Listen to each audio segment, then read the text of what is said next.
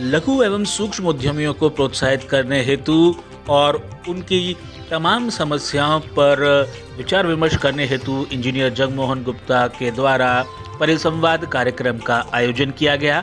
इस अवसर पर उत्तर प्रदेश सरकार के वित्त मंत्री राजेश अग्रवाल अलीगढ़ पधारे। इस अवसर पर हमने उनसे कुछ खास बातचीत की। वो उद्यमियों को जो ज़्यादातर समस्या का सामना करना पड़ता है सर, मार्केटिंग और जितना भी कॉर्पोरेट स्ट्रक्चर है वो सर मार्केटिंग की बदौलत आगे निकल जाता है। तो सर ऐसे में जो centre for business development and marketing की जो बात आई थी सर, उस लिहाज से क्या उद्यमियों को फ़ायदा होगा सर? देखिए, दोनों चीज़ें आप इमलगेट मत कीजिए। कॉरपोरेट ऑफिसेज अलग हैं, कॉरपोरेट मैन्युफैक्चरर अलग है। आप छोटी सी अगर जो है वो मोहल्ले की दुकान के लिए, क्योंकि हमारा एमएसएमई सेक्टर छोटा है, और आप जो है वो बिरला की किसी या टाटा की किसी फर्म से जो है वो उसको कंपेयर कर देंगे, दैट्स नॉट फेयर।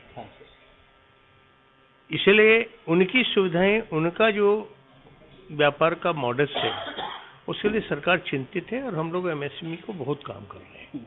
सर ये एक वो मेन वजह है जिसकी बात हम अभी आपसे कर रहे थे कि वो कॉर्पोरेट घराने जो है वो काफ़ी आगे निकले हुए हैं, जो मार्केटिंग की बदौलत जो अपना प्रोपोगंडा कर सकते हैं, उनके पास क्योंकि अकूत संपत्ति है। लेकिन सर एमएसएमईज के अंतर्गत जो संगठन आते हैं या जो भी उद्यमी आते हैं, उनके लिए क्या सरकार के पास ऐसी कोई योजना है? उसी के लिए आपका सोच है ये। एमएसएमई में जिस प्रकार का कार्य है और जिस प्रकार की वहाँ पर उनका प्रोडक्शन है, उस सबका मार्केट मिलता है। चलिए सर, आप अलीगढ़ आए, अलीगढ़ के उद्यमियों से आज परिसंवाद हुआ। सर क्या आपको लगा कि क्या करने की आवश्यकता है आज अलीगढ़ क्षेत्र के जितने भी उद्यमी उनके लिए? देखिए, मैं एक ये कह सकता हूँ कि ये जो हमारा जो है, जो अलीगढ़ से होकर कॉरिडोर बनने की बात है, defence corridor, that is not the defence only, वो डिफेंस भी है और as well as the industrial development के लिए। इन सबको मिलाकर आगे आने वाला भविष्य, वो चाहे अलीगढ़ हो या कोई पूर्वांचल का प्रदेश हो, पूरे संपूर्ण उत्तर प्रदेश का विकास बहुत तेजी से होगा। इसके लिए आदरणीय मुख्यमंत्री पूरी तरह से संकल्पित हैं। तो ये थे हमारे साथ राजेश जी, जिनका सीधा सीधा कहना था कि मुख्यमंत्री योगी आदित्यनाथ के पास एक नहीं दो नहीं ऐसी अनेकों योजनाएं हैं जिनसे निश्चित तौर पर जो एमएसएमई सेक्टर है उसके उत्थान के लिए, उस दिशा में कार्य करने के लिए बाध्य है। और प्रेरित जो जनता है, आज का जो कार्यक्रम था उससे भी कई सुझाव मंत्री महोदय को मिले हैं। निश्चित तौर पर उन पर कार्रवाई की जाएगी, उन पर अमल लाया जाएगा। साथ ही साथ हमने बात की इस कार्यक्रम के मुख्य आयोजक इंजीनियर जगमोहन गुप्ता से। रोजगार है वो लघु उद्योग के द्वारा है। स्थितियां आज ऐसी बन रही हैं कि जो युवा है वो लघु उद्योग से कतराता जा रहा है, वो उद्योग लगाना नहीं चाहता, उद्योग में उसका जो है ना रुझान नहीं है। तो हमने ये कार्यक्रम का आयोजन इसलिए किया था कि जो यंग एंटरप्रेन्योर्स हैं उनको हम प्रोत्साहित करें, तो उससे रुचि जो है ना दूसरे लोगों की भी जागे। देखिए, रोजगार जितने ज़्यादा होंगे, उद्योग जितने ज़्यादा होंगे, उतना कर मिलेगा। और देखा जाए तो ये उद्योगों के लगने से राष्ट्र का निर्माण होगा।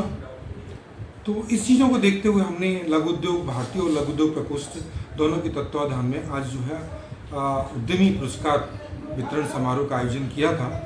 चर्चा भी हुई सर उद्योगों को लेकर, एमएसएमई सेक्टर, जैसे कि उत्तर प्रदेश सरकार के वित्त मंत्री श्री राजेश अग्रवाल भी पधारे थे। सर क्या कुछ नतीजा निकला इस पूरे कार्यक्रम का? इस आयोजन में हम लोगों ने एक रखा था कि जितने आपने शहर के, अलीगढ़ के जो व्यापारी थे, उद्यमी थे, उनको बुलाया था। उसमें परिचर्चा ये थी कि उनकी अपनी समस्या, बहुत सारी समस्या उद्योगों को लेकर होती हैं, व्यापार को लेकर होती हैं। वो जीएसटी की है, इनकम टैक्स की है, ई-वे बिल की है। तो लोगों ने अपनी समस्याएं वहाँ पे रखी और उसी समय जो कमिश्नर हैं और माननीय मंत्री जी हैं, साथ के साथ उन्होंने निदान बताया। बहुत सारी समस्या थी, ज्ञापन भी दिया। तो इस प्लेटफॉर्म का उद्देश्य ये था कि व्यापारी और मंत्री और कमिश्नर, उन तीनों का इंटरेक्शन समस्याओं को लेके और निदान को लेके। कितना सफल मानते सर आज के आयोजन को? जी, कितना सफल मानते आज के आयोजन को? मैं बिल्कुल इसे सफल मानता हूँ। लोगों की समस्याएं उन तक पहुँची हैं और निश्चित रूप से देखिए, कोई भी चीज़ एक दिन में नहीं हो जाती। हम इस सतत प्रयास को रखेंगे तो निश्चित रूप से आगे आने वाले दिन जो है वो बिल्कुल ही ठीक। मोदी जी का जो सपना है मेक इन इंडिया, क्या आपको लगता है कि सर उससे रोजगार का सृजन होगा और बाकी की तमाम समस्याएं वो भी सुलझेंगी? देखिए, निश्चित मेक इन इंडिया का मतलब है कि जो भी इंडस्ट्रीज बाहर की हैं वो आकर के मेक इन इंडिया, इंडिया में अपना प्रोडक्शन करें। जितनी एंसिलरीज यहाँ पे लगेंगी तो निश्चित रूप से रोजगार तो हमारे ही लोगों को मिलेगा। हाँ, रोजगार मिलेगा, डेफिनेटली एक टेक्नोलॉजी भी ट्रांसफ़र होगी लोगों को।